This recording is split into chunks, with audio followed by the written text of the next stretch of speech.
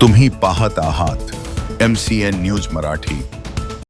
बुलढाणा जिल्ह्यातील संग्रामपूर तालुक्यातील पातोडा येथील रहिवासी शिक्षिका हिची हत्या ही काळजाला भिडणारी अशी घटना होळीच्या सणाच्या दिवशी घडली। मृतक वृषाली गावंडे यांचा बनावट पद्धतीच्या अपघातातून तिच्या पतीने सहकार्याच्या मदतीने तिची हत्या घडून आणली। या पूर्वनियोजित कटामध्ये आणखी अनेक आरोपी सहभागी असण्याची शक्यता मृतकेचे भाऊ सुमित डोसे यांनी MCN न्यूज मराठी सोबत बोलताना दिली आहे। संग्रामपूर तालुक्यातील पातोडा येथील रहिवासी मृतक वृषाली गावंडे या शिक्षिकेचा तिच्या पतीनेच कटकारस्थान रचून खून केल्याची धक्कादायक घटना जळगाव जामोद पोलीस स्टेशनच्या हद्दीत 2 मार्च रोजी घडली होती। या प्रकरणी बुलढाणा जिल्ह्यातील जळगाव जामोद पोलिसांनी 3 आरोपींना अटक करून त्यांच्यावर विविध कलमान्वये गुन्हा दाखल केला आहे। परंतु या पूर्वनियोजित कटामध्ये या व्यतिरिक्त आणखीही काही आरोपींचा सहभाग असल्याचा व मृतक वृषाली गावंडे यांच्या पतीने इतर आरोपी यांना दिलेल्या सुपारीच्या रक्कमही 1 लाखापासून ते 10 लाखांपर्यंत असल्याचा आरोप मृतक शिक्षिकेचा भाऊ सुमित डोसे यांनी केलाय।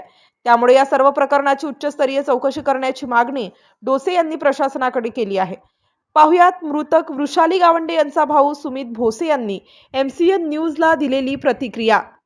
MCN न्यूज मराठी करिता संग्रामपूरवरून रवींद्र शिरस्कार। मी वृषाली गावंडे हिचा मोठा भाऊ सुमित डोसे शासनाला विनंती करतो, सदरभूत घटना खूप निंदनीय आहे।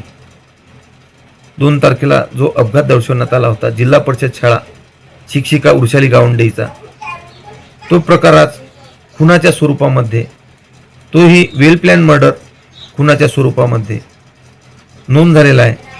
आरोपी बरेच गजाआड आहेत, तरी यामध्ये बरेच आरोपी असण्याची शंका मला आहे। कारण जो कुख्यात आरोपी सुपारी किलर हा सापडला आहे, तो फक्त 1 लाखाची सुपारी सांगत होता, परंतु 1 लाखासाठी एवढा कुख्यात आरोपी हा मर्डर करू शकत नाही। आणि शेगावसारख्या ठिकाणी एवढा मोठा कुख्यात आरोपी कसा, याची सखोल चौकशी व्हायला पाहिजे, याच्या मागचे कारण शोधायला पाहिजे। आणि या घटनेमध्ये जी माझी बहीण हुंडाबळीची शिकार झाली आहे, तिचा पती हा खूपच व्यभिचारी होता, अनेक स्त्रियांसोबत त्याचे संबंध होते, हे माझ्या बहिणीने मला जेव्हा माहिती होती सांगितली होती तेव्हा मला त्याच्यावर शंका होती। त्यामुळे आणि समोर शेतकऱ्यांनी पण तेच पाहिलं घटनास्थळी, त्यांनीही टाळा फोडला की ही घटना ॲक्सिडेंट नाही तर खून आहे, कारण त्यांना उडवण्यात आलेला आहे, चिरडून गेलेली आहे गाडी। त्यामुळे मी शांत राहून या घटनेवरती काहीतरी एव्हिडन्स वगैरे पाहिजेत, तरच शिक्षा होऊ शकते। त्यासाठी मी पुरावे जमा करण्यास सुरुवात केली। बऱ्याच अडचणी आल्या, तरीही आम्ही कमीत कमी कालावधीमध्ये पुरावे जमा करून जो मुख्य आरोपी आहे याला पकडून देण्यामध्ये पोलिसांची मदत केली, जेणेकरून हा आरोपी ताबडतोब पकडला जाऊ शकते। नाहीतर पुरावे नष्ट होण्याचा खूप भीती होती, किंवा आरोपीही मारला जाऊ शकत होता, जेणेकरून ज्यांनी हे वेल प्लॅन मर्डर घडवून आणलं हे वाचत असते। आणि घरची फायनान्शियल परिस्थिती त्यांची खूप स्ट्रॉंग आहे हे मला माहीत होतं। त्यांनी पैशांचा पुरेपूर उधळण केली आहे हे माझ्या लक्षात आलं। त्यांचे पुरावे मी पोलिसांना सांगितले की कुठून पैसा आला असेल, कुठून गेला असेल, तरी 1 लाख रुपयामध्ये सुपारी नाही आहे, तुम्ही सखोल चौकशी करा।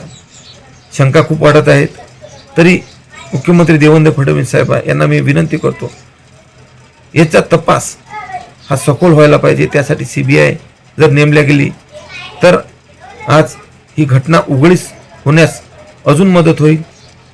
तसंच श्री उज्ज्वल निकम साहेब यांनाही मी विनंती करतो, शासनालाही विनंती करतो, यांनी सरकारी वकील म्हणून श्री उज्ज्वल निकम साहेब यांना नेमावे, जेणेकरून या नराधामांना अशी शिक्षा व्हायला पाहिजे की कोणाच्या बहिणीवर हात टाकायच्या अगोदर 10 खेप विचार करायला पाहिजे। आज जगासमोर ही घटना महिला जागतिक दिनी समोर आली, खूप धक्कादायक विषय आहे, खूप प्रश्न निर्माण करत आहेत।